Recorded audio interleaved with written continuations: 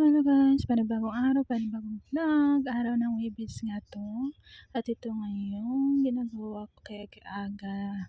Nagre-ready na ako magluto ng paanang manok. Ito ang ating ulam for today. Lagyan ko lang yan ng asin, paminta at saka mga spices.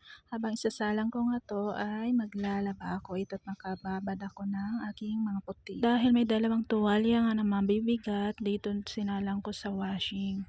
At nang kumulo-kulo na nga itong ating paanang manok, ito naman ay pinatay ko muna. Mamaya ko na siya lulutuin. Pagkatapos ko nga mag-spin itong mga nilabhan ko, ay siya ko namang sinunod ang pagsampay. Ito nga't nakasampay na ako mula dito sa loob at nakapagsampay tayo dito sa labas konti. Nang mag-aadobo na nga sana ko ng paanang manok at ito nga ay naubusan kami ng gas. Ni-repair muna ni mama itong aming electric stove kasi sira to siya nung nakaraang gamit. Hapon na nga to guys nang mga repair ni mama itong electric stove. Ito nga't nagisa-gisa lang ako ng spices tapos nilunod ko na itong ating paanang manok. Pinakulo-kuloan ko talaga muna itong mga paanang manok tapos slice ko lang siya ng maliliit.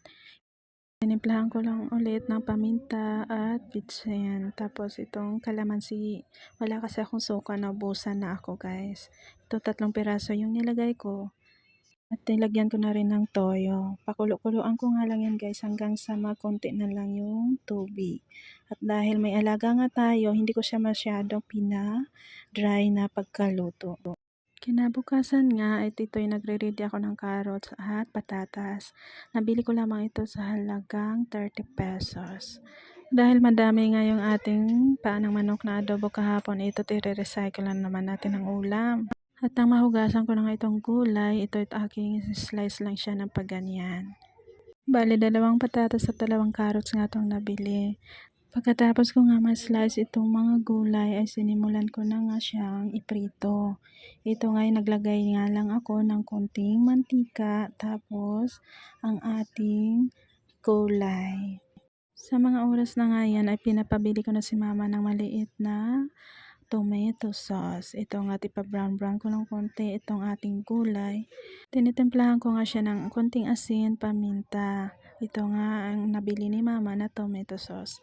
Nagdagdag na rin ako ng konting sibuyas. Square ko lang siya ng maliit kasi gigisa ko yan siya. Tapos itatoppings ko mamaya. Nang ma-brown na nga ating patatas at carrots, nilagay ko lang muna siya sa gilid ng kawali. Sinunod ko na itong aking sibuyas. Hinango ko na nga itong ating gulay at nilagay ko muna dito sa plato. Ito na nga yung tira sa ating adobo kahapon. Ito nga pala ay 100 pesos worth na paanang manok, kaya marami-rami talaga. Ito nga, nilagay ko muna itong excess oil natin. Nagtira lang ako konti para panggisa sa ating tomato sauce. Gusto ko kasi magisa muna siya. Ito na nga, nilagay ko na itong tirang adobong paanang manok. So, nilagay ko na rin itong ating gulay pagka maya-maya. Mix ko nga lang itong mga ating nilagay tapos simmer na lang natin ng konti kasi luto na talaga to lahat guys. Opak, meron na tayong anong tawag nito, kaldereta, apertado. Basta yun na yun, masarsang manok. Ito na. Kailangan talaga guys masarsa yung mga ulam namin kasi yung sauce siyempre sa mga alaga. Ito nga't kung gusto nyo ma-dry simmer nyo pa ng konti.